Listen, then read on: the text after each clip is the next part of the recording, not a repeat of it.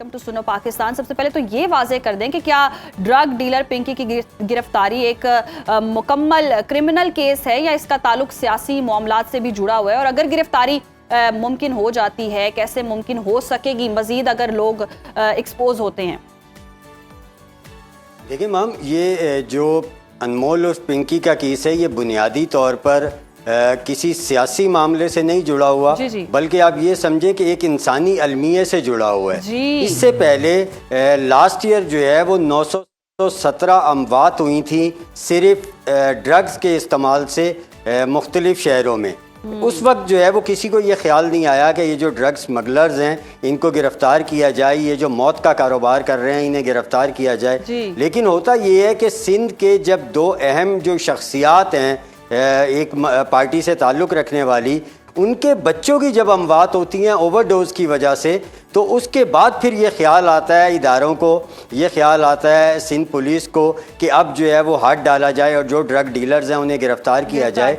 پنکی کا معاملہ یہ ہے کہ پنکی کا نام کوئی ابھی سامنے نہیں آیا, پنکی کا نام 2020 میں سامنے آیا. پنکی 2018 میں گرفتار ہوئی, اس نے 2014 میں کام شروع کیا تھا, اس کے بعد یہ 3 دفعہ گرفتار ہوئی ہے. لیکن یہ رشوت دے کے چھوٹ گئی, 2 دفعہ لاہور میں چھوٹی, 1 دفعہ کراچی میں چھوٹی. تو آپ یہ اندازہ کریں کہ یہ سچویشن تھی کہ اتنی بڑی ڈرگ ڈیلر جو ہے وہ آرام سے قانون نافذ کرنے والے جو ادارے ہیں, جو پولیس کے محکمے ہیں, ان کے لوگوں کو پیسہ کھلا کر وہ رہا ہو جاتی تھی. اس کے نزدیک کوئی ایشو ہی نہیں تھا یہ. تو یہ کسی سیاسی جو ہے وہ تانے بانے کا حصہ نہیں ہے, بلکہ میں یہ سمجھتا ہوں یہ خالصتاً جو ہے وہ اس موقع پر یہ کیس سامنے آیا ہے جب اموات ایلیٹ کلاس کے گھروں تک پہنچی ہیں.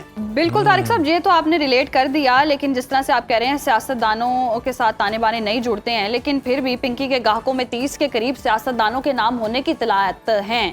تو کب تک یہ نام عوام کے سامنے آ سکتے ہیں؟ اور اگر آپ کہہ رہے ہیں کہ تانے بانے نہیں جڑے ہیں تو پھر اس خبر میں کتنی صداقت ہے, یہ آپ ہی کلیئر کر دیں. نہیں مام, میں شاید بات کلیئر نہیں کر سکا. دیکھیں میں نے یہ نہیں کہا کہ تانے بانے نہیں جڑتے ہیں, میں نے صرف یہ بتایا انسانی المیہ سے زیادہ تعلق ہے. جی ہاں, یہ انسانی المیہ زیادہ تھا. اب آپ کی بات بالکل ٹھیک ہے, یہ نہ صرف سیاست دانوں سے جڑتے ہیں, یہ سینیٹرز سے جڑتے ہیں, یہ قومی اسمبلی کے ممبران سے جڑتے ہیں, یہ بیوروکریٹ سے جڑتے ہیں, یہ اسلام آباد کی ہائی پروفائل پرسنالٹیز. اور طارق صاحب, ان لوگوں سے یہ نام جڑنا یہ زیادہ بڑے مسئلے کی طرف نشاندہی کرتا ہے, کیونکہ یہ وہ سارے لوگ ہیں جنہوں نے ان ڈرگ ڈیلرز کا راستہ روکنا تھا, قانون سازی کرنی تھی, اسمبلی میں کوئی بل پاس کروانے تھے ایسے لوگوں کے خلاف, لیکن یہ تو خود گاہکوں میں سے نکلے. جی بالکل. اچھا, اس میں ایک چیز اور بتا دوں کہ اس میں کئی سابق کھلاڑیوں کے بھی نام آ رہے ہیں, جن میں کرکٹ کے سابق کھلاڑی بھی شامل ہیں, سیلیبریٹیز شامل ہیں, اس کے علاوہ قانون نافذ کرنے والے اداروں کے اہلکار شامل ہیں جو استعمال بھی کرتے رہے, جو اس کی فروخت میں مدد بھی دیتے رہے.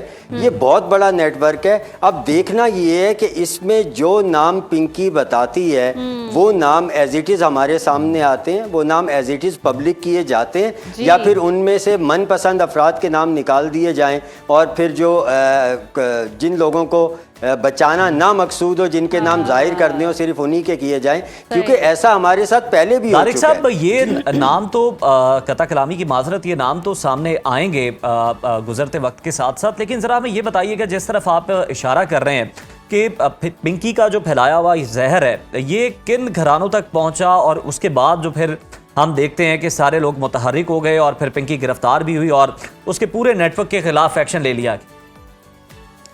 دیکھیں, اس میں جو نام آتا ہے وہ پاکستان پیپلز پارٹی کی ایک رہنما ہیں, ان کے جو ہے ان کی بیٹی کا معاملہ تھا. اس میں پتہ چلا کہ وہ جو ہے وہ منشیات کی استعمال کی وجہ سے ان کی ڈیتھ ہوئی, اللہ تعالیٰ مغفرت فرمائے. اس کے بعد جو ہے وہ ایک اور رہنما اور انتہائی اہم شخصیت ان کے بیٹے کی جو ہے وہ ڈیتھ ہوئی. لیکن یہاں میں ایک چیز اور انٹرسٹنگ آپ کو بتا دوں, بنیادی طور پہ یہ کیس اس کے بعد بھی نہیں کھلا.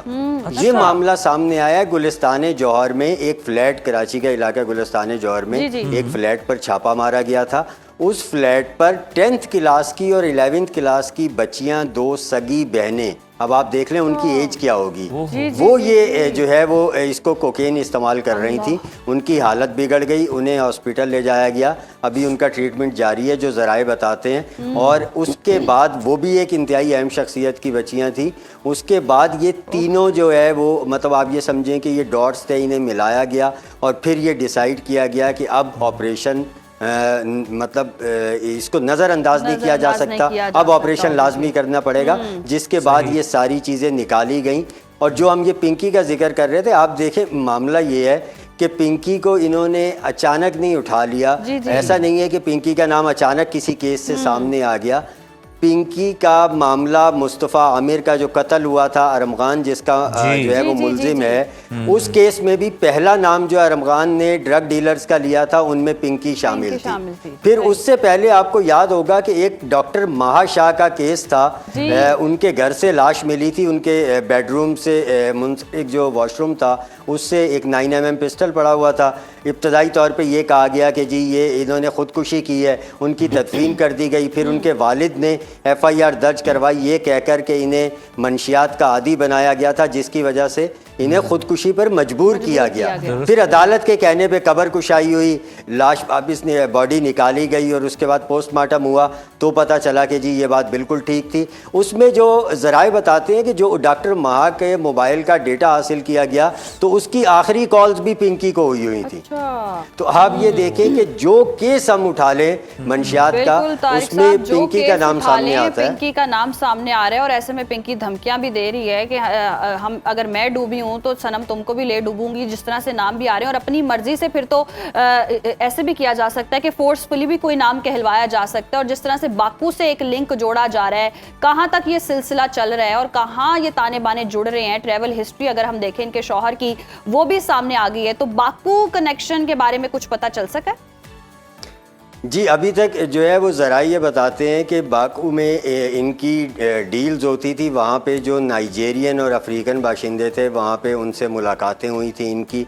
अगरचे जो है वो ज़ाहिर यही जो है वो शो किया जा रहा था कि ये वहाँ पे जस्ट एक ट्रिप के लिए गए थे और कोई ख़ास पर्पज़ नहीं था। लेकिन ज़राए ये बता रहे हैं कि इस हवाले से जो पिंकी ने बताया उसमें उसने ये इंकशाफ किया है कि वहाँ पे भी उनकी मुलाकातें हुई थी और वहाँ पे जो है वो मुख्तलिफ़ लोगों से रवाबित भी हुए थे। और नेटवर्क के जो लोग थे, ये सिर्फ ये 2 करैक्टर यानी पिंकी और उसका शौहर नहीं गए हुए थे, बल्कि इस नेटवर्क के जो बताया जा रहा है कि 7 और लोग गए हुए थे। अच्छा, इनके पासपोर्ट टीवी चला चुका है, पासपोर्ट और शनाख्ती कार्ड की डिटेल्स, तो उसमें जो ट्रैवल हिस्ट्री आई है वो फिलहाल बाकू की आई है, उसके हवाले से इदारे तहकीकात कर रहे हैं। तारिक साहब, ये बाकू का लिंक तो जो है इस हवाले से भी बड़ी ज़बरदस्त आपने तहकीकात की हैं और आपने वो उनके पासपोर्ट भी शेयर किए हैं, ट्रैवल हिस्ट्री भी शेयर की है। ये भी बताइएगा कि पिंकी बड़ा बेताबी के साथ अदालत में भी बाबा नामी शख्स को तलाश कर रही थी, पता चल सका ये शख्स कौन? नहीं, इसके हवाले से मुख्तलिफ जो है वो नाम सामने आ रहे हैं और हमने देखा है कि जो हमारे सोर्सेज हैं वो अभी इसके ऊपर काम कर रहे हैं। किसी एक नाम के ऊपर जो है वो कोई इत्तेफाक नहीं किया गया। टोटल जो है वो 4 डीलर्स के हवाले से ये कहा जा रहा है कि उनको जो है वो ये कोड नाम था उनका। लेकिन इसके हवाले से मज़ीद तहकीकात अभी जारी हैं और उम्मीद ये है कि जितनी तेज़ी से अब काम शुरू हो गया इस पर, आप ये देखें कि मैं सिर्फ आपको कल की अपडेट दे दूं।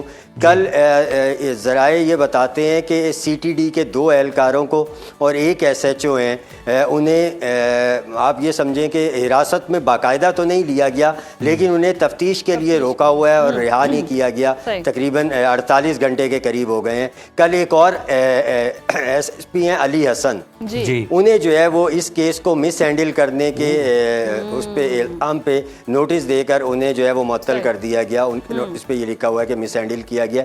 तो ये कार्रवाइयाँ तो शुरू हो गई हैं पुलिस एहलकारों के खिलाफ। इसी तरह लाहौर में, यानी आप जहाँ पे मौजूद हैं, लाहौर में जो है वो अभी तक 7 एहलकारों की इतला है कि 7 एहलकारों को जो नारकोटिक्स इन्वेस्टिगेशन यूनिट के थे NIU के, उनको जो है वो ज़ेर तफ्तीश ले लिया गया है और उनसे भी तहकीकात की जा रही है कि जो पिंकी से उनके रवाबित थे। तो आप ये देखें कि जो ये इदारे हैं और तहकीकात शुरू हो गई हैं, कार्रवाइयाँ शुरू हो चुकी हैं, तफ्तीश का अमल जारी है। बहुत शुक्रिया तारिक हबीब साहब।